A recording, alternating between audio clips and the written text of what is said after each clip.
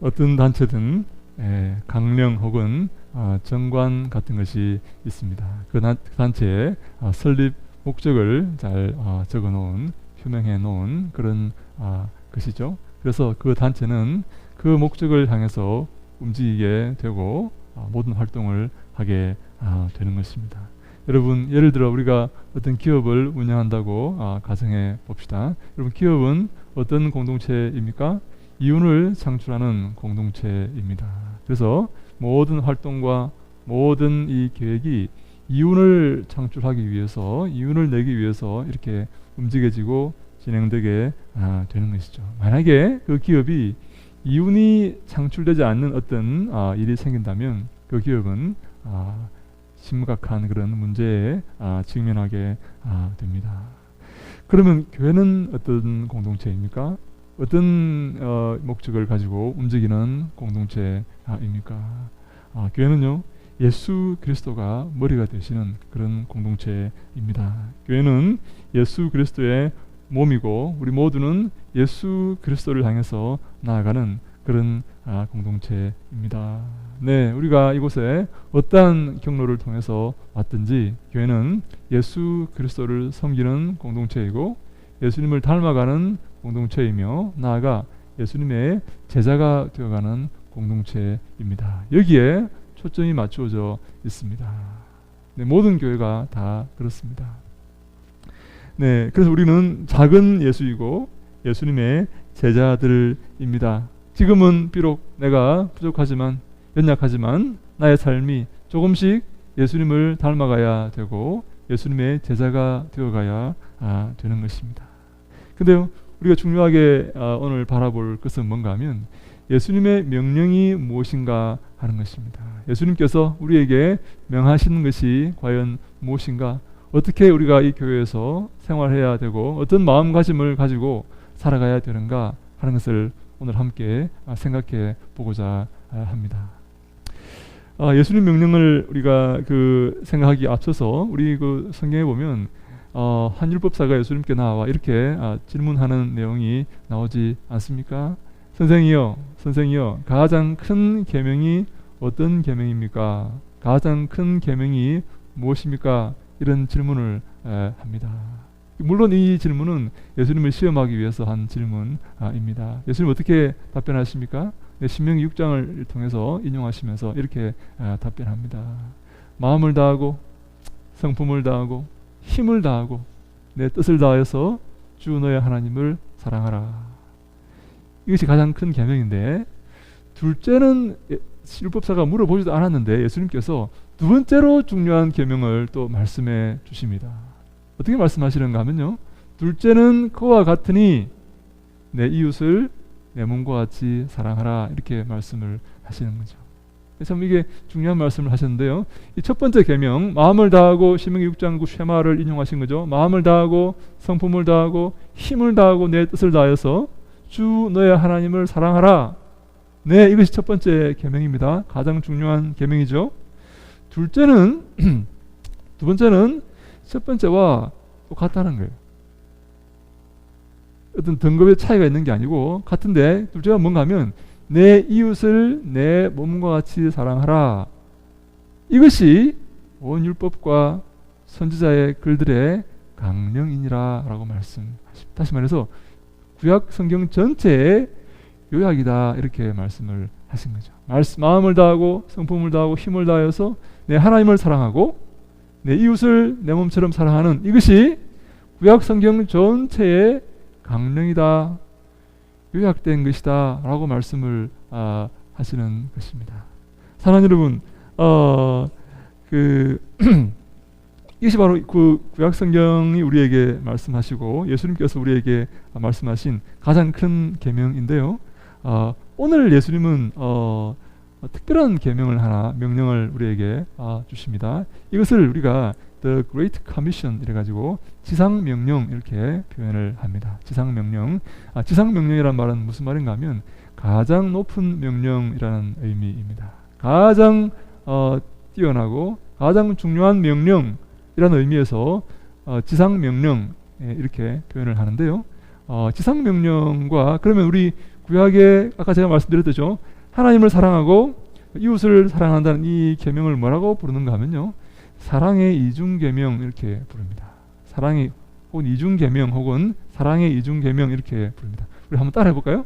사랑의 이중계명, 사랑의 이중계명, 사랑의 이중계명입니다. 하나님을 사랑하고 마음을 다하고 성품을 다하고 힘을 다하여 하나님을 사랑하고 내 이웃을 내 몸처럼 사랑하는 이것이 사랑의 이중계명이다 이렇게 표현하는데, 오늘 우리가 읽었던 이 지상명령과 이 사랑의 이중계명이 어떤 관계가 있는가 하는 것을 생각해 보고자 하는 것입니다. 여러분, 하나님을 사랑하고 이웃을 사랑하려면 어떻게 하면 되겠습니까? 어떻게 하는 것이 하나님을 기쁘시게 하고 이웃에게 가장 큰 선물을 주는 것입니까? 어떻게 하는 것이 하나님께 영광 돌리며 이웃이 잘 되게 하는 그런 일일까요? 어떻게 해야 될까요? 네, 저는요, 복음을 전하는 것이 하나님을 기쁘시게 하고 이웃에게 복을 주는 가장 중요한 일이라고 생각을 합니다. 여러분, 하나님이 가장 기뻐하시는 일이 무엇이겠습니까? 네, 당신의 백성들이, 당신의 자녀들이 주님 앞으로 돌아오는 것이 아니겠습니까? 저 죄악된 길을 버리고 잘못된 길을 버리고 저 지옥으로 떨어지는 그 길을 버리고 주님께 돌아오는 것 아니겠습니까? 그것보다 하나님이 더 기뻐하시는 일이 있겠습니까? 네, 이웃에게 가장 우리가 선을 행하는 일이 무엇일까요? 이웃에게 가장 도움이 되고 가장 복된 일이 무엇일까요? 그들이 저 지옥의 길을 버리고 저 멸망의 길을 버리고 주님께 돌아와서 영원한 생명을 얻는 것이 그들의 가장 큰 선물이 아닐까요?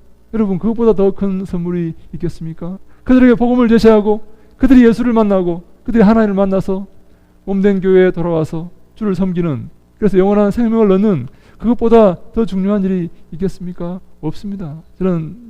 저는 감히 이렇게 말씀을 드립니다. 그것보다 더 중요한 일은 없습니다.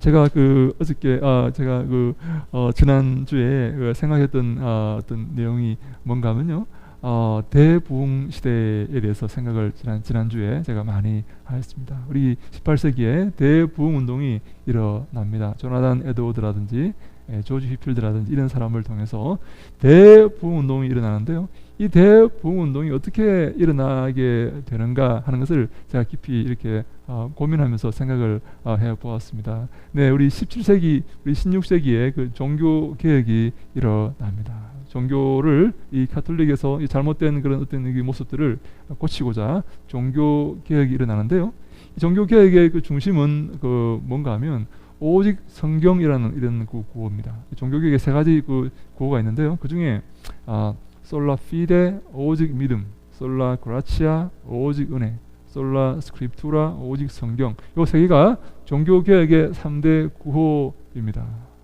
여러분, 우리 한번 따라해 볼까요? 네, 너무 어렵습니까? 네, 자, 제가 불을 할 테니까 한번 따라해 봅시다. 솔라 피데, 네, 오직 믿음이라는 말입니다. 피데, 피스티스 믿음이죠. 솔라 그라치아, 네, 그레이스라는 말이죠. 오직 은혜라는 말이죠. 솔라 스크립투라, 네, 오직 성경이라는. 우리 교인들은요, 이 라틴어도 이렇게 잘합니다. 얼마나 훌륭한지 모르겠습니다. 네, 이 종교개혁의 3대 강령입니다. 이 중에 솔라 피데, 솔라 그라치아, 솔라 스크립투라라는 이 3대 강령 중에 가장 중요한 것이 뭔가 하면 솔라 스크립투라라는 이 오직 성경이라는 이 강령입니다. 다시 말해서 인간의 전통과 어떤 잘못된 그런 관습이 아니라 성경으로 돌아가자 하는 것입니다. 다시 성경으로, 오직 우리의 구원은 성경에 있고 우리의 믿음 생활은 성경에 있기 때문에 다시금 성경을 외면했던 그 삶에서 벗어나서 성경으로 돌아가야지 우리의 신앙에 바른 기반이 생기고 기틀이 생기고 우리의 신앙이 바로 서갈 수 있다 하는 것을 이 종교 개혁자들이 아주 강조를 합니다. 그래서 칼빈이나 루터가 이 오직 성경으로 돌아가자는 그 구호 아래서 성경을 연구하고 성경을 강의하고 성경에 관련된 책을 내고 하는 그런 활동을 아주 왕성하게 이렇게 하게 되어서 이 종교 개혁이 시작되어서 발전되어 가는 것입니다. 근데요, 이 종교 개혁이 이렇게 심화되고 발전되면서 어떤 문제가 또 생기는가 하면요, 사람들의 마음이 이렇게 그 메말라 갑니다. 너무 따지고 이거 잘못됐고 너무 이거 추궁하고 지적하고 하는 이런 모습들이 이 종교 개혁을 통해서 이 개혁을 하려면 사실 그런 부분이 일정 부분 필요하지 않습니까? 잘못되었다, 고쳐라, 고쳐라, 고쳐라 이런 것들이 자꾸 일어나니까 사람들의 마음이 풍성해지고 거룩해지는 게 아니라 마음이 메말라져 가는 것입니다. 사실 저한테도 그런 부분이 있습니다. 책을 읽고 잘못되었다, 고쳐라, 틀렸다, 왜 이렇게 하느냐 이렇게 하다 보면요, 물론 우리가 이 학문적인 발전이 있을지 모르겠지만 우리의 마음이 메말라져 가는 겁니다. 그래서 어떤 사조가 생기는가 하면요, 경건주의라는 이 사조가 생깁니다. 17세기 경건주의가 이렇게 발흥을 하게 됩니다. 왜? 우리 너무 이렇게 따지지 말고 이제 좀 경건하게 좀 이렇게 아름다운 모습으로 살아가자, 거룩한 모습으로 살아가자, 이렇게 너무 이렇게 그렇게 하지 말자 하는 그런 그 반동으로 이렇게 경건주의가 생기는데요. 경건주의에 이어서 일어나는 것이 바로 대부흥 운동입니다. 죄를 회개하고 우리 잘못을 이제 고치고 주님이 기뻐하시는 모습으로 살아가자는 그런 그 대부흥 운동이 18세기에 일어나는데요. 제가 여러분 지난주에 조나단 에드워드라는 이 유명한 이 대부흥 운동의 그 선구자격인 이 사람이 했던 설교를 제가 지난주에 읽었는데요. 이런 내용이 있습니다. 제가 한번 잠깐만 한 1분도 안 되는데 발췌를 이렇게 했는데 한번 읽어보겠습니다. 악인들은 마귀에게 속해 있습니다. 마귀는 악인들의 영혼을 자기 소유로 삼고 자기 지배 아래에 둡니다. 누가복음 11장 21절에서 악인들을 마귀의 소유라고 표현을 합니다. 귀신들이 악인들을 지켜보고 있습니다. 배고픈 사자가 이를 갈며 자기 먹잇감을 노려보고 있는 것처럼 귀신들은 악인들을 기다리고 있습니다. 그러나 귀신들이 악인들을 잡으려고 하지만 현재는 그렇게 하지 못하도록 제지를 당하고 있습니다. 하나님의 손이 그 귀신들을 막고 있기 때문입니다. 이런 내용의 그 설교가 있어요. 무슨 말인가 하면 마귀들이요, 악인들을 삼키려고 악을 행하는 저 사람들 있지 않습니까? 예수 안 믿고 방탕하게 살아가는 저 사람들, 죄를 짓고 살아가는 저 사람들을 마귀들이 삼키려고 지금 기회를 엿보고 있다는 것이죠. 예? 조금만 지금 있으면 마귀들이 악인들을 잡아먹으려고, 잡아서 지옥으로 끌고 가려고 지금 호시탐탐 지켜보고 있다는 것인데요. 근데 그 악인들의 그 마귀의 공격, 마귀의 삼킴, 마귀가 지옥으로 끌고 가려는 그 행위를 하나님께서 잠깐 손으로 막고 계신다 하는 것입니다. 하나님께서 이 손을 그냥 치우시면 저 악인들의 운명은 바로 지옥으로 떨어지는 비참하고 비참한 그런 운명이 된다는 그런 설교입니다. 그러니까 하나님께서 그 손을, 마귀의 그 앞길을 잠깐 막고 계시는 이 손을 치우시기 전에 악인들은 하나님께로 돌아오고 예수 그리스도께로 돌아와야 한다 하는 그런 설교입니다. 하나님께서 저 악인들을 잠깐 지금 보호하시고 잠깐 저 마귀를 제지하고 계시는데 저 악인들은 그것도 모르고 끝까지 방탕하게 살아가고 자기 마음대로 살아가서 곧 죽을지도 모르고 곧 지옥에 떨어질지도 모르는데 그것도 모르고 여전히 방탕하게 자기 마음대로 살아간다는 것을 지금 조나단 에드워드라는 사람이 설교를 하고 있는 것입니다. 다시 말해서 저 악인들은, 예수 안 믿고 방탕하게 살아가는 저 악인들은 하루빨리 주님께서 이 손을 거두시기 전에 빨리 주께로 돌아와야 한다 하는 것입니다. 제가 나중에 또 뒤에 나오는데요, 그 영원한 지옥에 관해서 이 에드워드가 설명하는데 엄청난 그 고통과 끝없이 이어지는 그 지옥의 그 고통을 강조하면서 그 고통을 당하기 싫거든 고통을 피할 수 있는 길이 있는데 바로 예수 그리스도께 돌아오는 것이다 라고 이렇게 이 대부흥 운동의 이 중심이 된 이 조나단 에드워드가 설교하는 것을 제가 보면서 우리에게도 이런 지금 대부흥의 시기가 필요한 게 아닌가 하는 그런 생각을 제가 하게 되었습니다. 사랑하는 여러분, 저는요 이렇게 우리 많은 이 동료 목회자들을 만나서 이렇게 이야기를 들어보면 지금 정말로 교회의 상황이 이렇게 어렵습니다. 교회가요 정말 위기의 이 교회라는 것을 느끼게 된다고 다들 이렇게 이야기를 합니다. 이렇게 가서는 안 된다. 교회가 거룩하지 않고 교회가 정말 주님이 기뻐하시는 모습을 이렇게 추구하지 않고 정말 제 나름대로, 제 멋대로, 자기 마음대로, 자기 원하는 대로 이렇게 가고 있다는 것을 다 이렇게 애통해하고 있습니다. 거룩함이 없어졌습니다. 네? 하나님을 두려워하지 않습니다. 좀 두려워하지 않습니다. 네? 또 교회는 많은데 여기 아니면 교회 안 나갑니다. 안 나가는 사람도 많이 있습니다. 네? 저는 우리가 이 대부흥운동의 이 모습들을 다시 한번 우리가 회복해야 된다는 그런 생각을 제가 지난주에 한 주간 동안 이렇게 하였습니다. 제가 오늘 책도 이렇게 몇 권 구입하면서 내가 앞으로 우리 교회가 이 한국의 대부흥운동의 중심이 되면 좋겠다는 그런 소망을 제가 잠깐 가졌습니다. 열심히 공부하고 열심히 또 이 그 대부흥운동을 주도했던 선배들의 그 설교를 제가 이렇게 감독하면서 그것들을 우리의 교회에 적용할 수 있다면 내가 적용했으면 좋겠다. 우리가 다시 한번 하나님을 두려워하고 하나님을 경외하며 주님이 기뻐하시는 교회를 세워나가면 좋겠다 하는 그런 생각을 하였습니다. 사랑하는 여러분, 우리에게 주님께서 오늘 이 지상명령을 우리에게 말씀을 하시는데 저는 이 지상명령이 이 사랑의 이중계명의 실천이라고 생각을 합니다. 하나님을 사랑하고 이웃을 사랑하는 것은 바로 이 복음을 전하는 것입니다. 그래서 마태복음 28장 18절에 이렇게 말씀하지 않습니까? 우리 마태복음 28장 18절 말씀을 한번 같이 읽어볼까요? 시작. 예수께서 나와 말씀하여 이르시되 하늘과 땅의 모든 권세를 내게 주었으니 아멘. 네, 먼저 예수님께서 이 지상명령의 말씀을 하시기 전에 당신의 어떤 그 모습을 설명을 해 주십니다. 하늘과 땅의 모든 권세를 내게 주셨으니. 여러분, 하늘과 땅의 모든 권세가 지금 누구에게 있다는 말씀입니까? 예수님께 있다는 말씀입니다.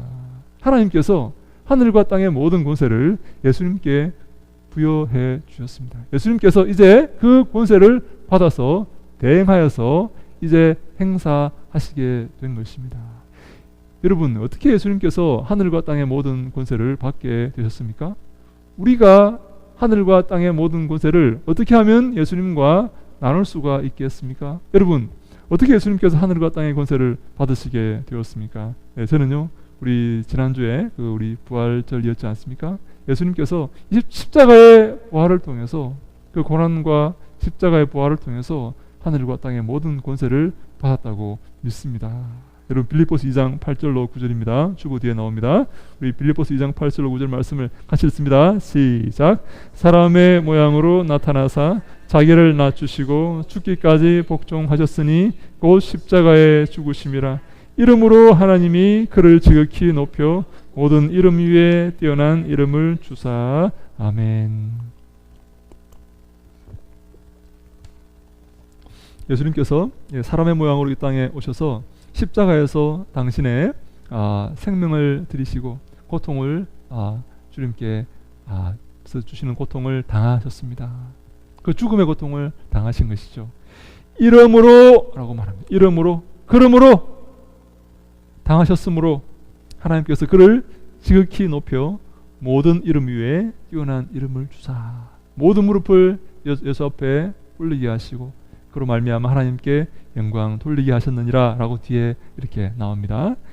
십자가의 고난을 당하시고 고통을 당하셨기 때문에 하나님께서 예수님께 그 권세를 주셨다라고 말씀을 드릴 수가 있는 것입니다. 여러분, 우리는 어떻게 그 권세를 받을 수가 있겠습니까? 네, 저는요, 먼저 우리가 주님 앞에 이 겸손의 삶을 살아야 한다라고 이렇게 생각을 합니다. 하나님은요, 교만한 자를 대적하시고 겸손한 자를 높여 주십니다. 우리 베드로 전서 5장 5절 말씀 같이 읽습니다. 시작. 젊은 자들아 이와 같이 장로들에게 순종하고 다 서로 겸손으로 허리를 동이라. 하나님은 교만한 자를 대적하시되 겸손한 자들에게는 은혜를 주시느니라. 아멘. 다 서로 겸손으로 허리를 동이라. 허리를 동이라는 말은 제가 전에 말씀을 드렸죠. 옷을 입으라 라는 말씀입니다. 겸손으로 옷을 입으라 하는 것입니다. 교만의 마음이 있지만 그것을 겸손으로 감추고 다스리라 하는 그런 의미가 되는 것입니다. 다 서로 모두가 한 사람도 빠짐없이 다 겸손으로 옷을 입어야 됩니다. 다 겸손하셔야 됩니다. 저는요, 우리 교회 우리 성도님들이 참 자랑스러운 것이요, 다 겸손하세요. 다 이렇게 착하시고 겸손하시고 온유하시고 참 그런 모습이 너무나 저는 감사하고 행복하고, 참 하나님께 참 이렇게 귀한 우리 성도님들을 이렇게 우리 교회에 보내주셔서 너무나 이렇게 감사합니다. 네, 우리가 예수님처럼 겸손한 모습을 살아갈 때 하나님은 겸손한 자를 높여서 세워 주시는 것입니다. 네, 이 겸손과 또 비슷한 그런 개념이 바로 이 거룩의 개념입니다. 우리가 정말 주 앞에 거룩한 모습으로 살아갈 때, 주님이 기뻐하시는 정결한 모습으로 살아갈 때 주님께서 우리에게 은혜를 베푸시고 권세를 베풀어 주시는 것입니다. 예수님께서 이런 권세를 가지셨기에 우리는 예수님과 함께 나아가야 됩니다. 우리 19절 말씀, 마태복음 28장 19절 말씀 같이 읽습니다. 시작. 그러므로 너희는 가서 모든 민족을 제자로 삼아 아버지와 아들과 성령의 이름으로 세례를 베풀고 내가 너희에게 분부한 모든 것을 가르쳐 지키게 하라. 아멘. 예수님께서 제자들에게 이렇게 명령하십니다. 너희는 가야 됩니다. 너희는 가서 모든 민족을 제자로 삼아라 라고 말씀하십니다. 모든 민족입니다. 여러분, 어떤 민족은 되고 어떤 민족은 안 된다, 그런 거 없습니다. 어떤 계층은 되고 어떤 계층은 안 된다, 어떤 나이 때는 되고 어떤 나이 때는 안 된다, 그런 것 없습니다. 모든 민족을 제자로 삼아야 됩니다. 지구상에 있는 모든 사람을 다 제자로 삼으셔야 됩니다. 다 누구의 제자요? 예수 그리스도의 제자로 삼으셔야 됩니다. 나의 제자도 되지만 원칙적으로 예수 그리스도의 제자로 삼아야 됩니다. 저는요, 이 모든 민족이란 이 말을 통해서 참 많은 것을 생각하였습니다. 여러분, 우리 가운데도 이런 분리하는 그런 사람들이 없습니까? 구별하는 그런 사람들이 없습니까? 나는 저 사람하고는 얘기할 수 없어. 나는 저 사람하고 안 맞아. 혹시 여러분 그런 부분들이 없습니까? 여러분, 우리는요 전부 다 다릅니다. 다 다릅니다. 다 그렇게 각자의 그 삶 속에서 살아왔던 그런 사람입니다. 그렇지만 다 내 마음 같지 않지만, 다 내가 생각하는 것과 다 다르지만 우리는 그것을 다르다고 외면해서는 안 되고 그것을 이해하려고 노력해야 됩니다. 그리고 그들을 품을 줄을 알아야 됩니다. 여러분, 특별히 제자라는 말은요, 이 마테테스라는 말인데요, 이 배운다라는 말에서 나온 말입니다. 제자는요, 배우는 사람입니다. 여러분, 우리가 연세가 높아지고 하면 이 배우는 것을 별로 안 좋아하는 그런 경향이 있지 않습니까? 그렇지 않습니다. 우리는요, 예수님의 제자로서 항상 예수님 말씀을 배우는 자세로 살아가야 됩니다. 주님 앞에 설 때까지, 주님께서 우리를 부르실 때까지 항상 배우고, 항상 자기를 겸손하게 하고, 항상 낮추며 주님께 영광 돌리는 삶을 살아가야 되는 것입니다. 그래서요, 이 말씀을 배워야만 이 말씀을 가르칠 수가 있습니다. 내가 먼저 제자가 되어야만 내가 예수 그리스도의 제자로 다른 사람들을 삼을 수가 있게 됩니다. 먼저 내가 배우고 먼저 내가 제자가 되어야 한다 하는 것이 여기서 중요한 것입니다. 그래서요, 20절에 이렇게 말씀하지 않습니까? 20절 말씀 같이 읽습니다. 시작. 내가 너희에게 분부한 모든 것을 가르쳐 지키게 하라. 볼지어다 내가 세상 끝날까지 너희와 항상 함께 있으리라 하시니라. 아멘. 네, 내가 너희에게 분부한, 내가 너희에게 가르친 그 모든 것을 가르쳐 지키게 하라 하는 것입니다. 먼저 예수님께서 우리에게 분부하셨습니다. 먼저 가르쳐 주셨습니다. 그것을 먼저 우리가 잘 배워야 합니다. 그래서 교회는요, 이 말씀을 가르치고 말씀을 배우는 곳입니다. 교회는요, 친목 단체가 아닙니다. 물론 친목이 필요하고, 물론 우리가 이 교제가 필요한데요. 더 중요한 것은 말씀을 가르치고 말씀을 배우는 그런 이 사역과 일이 전제되어야 하는 것입니다. 내가 먼저 배워야지 내가 제자가 될 수 있고, 내가 먼저 제자가 되어야지 내가 제자를 삼을 수가 있게 됩니다. 이것이요, 여러분, 중요한 그런 문제입니다. 그래서 여러분 하나님의 말씀을 잘 배우시기 바랍니다. 그리고 다른 사람을 그 말씀으로 제자 삼으시기 바랍니다. 그 말씀을 가르쳐서 제자로 삼으셔야 됩니다. 그것이 주님의 지상 명령입니다. 주님께서 우리에게 명령하신 내용입니다. 어떤 것도 더 중요한 것이 없습니다. 어떤 강령도 더 중요한 것이 없습니다. 예수님께서 하신 이 지상 명령, 이것이요 가장 중요한 명령이고 우리가 지켜야 될 그런 행동 강령입니다. 저는요, 우리 교회가 이 지상 명령을 잘 준행하는 그런 교회가 되기를 원합니다. 사랑하는 여러분, 우리가 이를 위해서 기도합시다. 말씀을 잘 배우고 이 말씀을 잘 가르쳐서 내가 먼저 제자가 되고 내 이웃을, 내 친구들을 제자로 삼는 그런 삶을 우리가 살아야 됩니다. 여러분, 이런 일을 감당하면요, 우리 하나님께서 우리에게 주신 그 약속이 있습니다. 내가 세상 끝날까지 너희와 항상 함께 있으리라 라고 말씀하십니다. 우리가 배우고 제자로 삼고 말씀을 배우고 내 이웃을 말씀의 종으로 삼고 제자로 삼을 때에 하나님께서 우리와 항상 함께 있겠다라고 약속을 하신 것입니다. 어떻게 할 때 우리와 항상 함께 계신다고요? 내가 그 지상 명령을 준행할 때, 수행할 때, 제자로 삼을 때, 말씀을 배워서 말씀을 가르칠 때, 제자로 삼을 때에 하나님께서 우리와 항상 함께 계시겠다라고 말씀을 하시는 것입니다. 사랑하는 여러분, 우리 교회는 진정 예수님의 말씀을 배우는, 예수님이 기뻐하시는 제자의 삶을 살아가는 교회가 될 수 있기를 바랍니다. 그리고 이웃을, 내 아는 사람을, 나의 친지들을 제자로 삼는 그런 삶을 살아가시기를 바랍니다. 그래서 항상 예수님께서 우리와 함께 하시고 하나님께서 나와 함께 하시고 내 삶이 진정 평강과 사랑과 은혜가 넘치는 삶이 되게 하시고 하나님께 복을 얻는 그런 우리가 되기를 바랍니다. 여러분, 그것보다 더 중요한 것이 없습니다. 무엇이 더 중요합니까? 여러분, 뭐가 더 중요하겠습니까? 주의 명령을 준행하는 것이 가장 중요합니다. 왜냐하면요, 우리가 곧 주 앞에 서게 될 것이기 때문입니다. 주께서 우리에게 명령하시고 주신 이 계명을 지켰는지 그렇지 않았는지를 주님께서 물어보실 겁니다. 이것을 우리를 판단하실 겁니다. 그래서 우리가 이런 삶을 살아가는 것이 여러분 중요합니다. 예수님의 제자가 되셨습니까? 예수님을 닮아 가십니까? 예수님이 기뻐하시는 삶을 살아가십니까? 자기를 부인하고 십자가를 지고 그 길을 따르십니까? 우리 바울이 어떻게 표현했는지 한번 우리가 볼까요? 고린도전서 11장 1절로 2절 말씀, 우리 바울이 이렇게 표현합니다. 같이 읽습니다. 시작.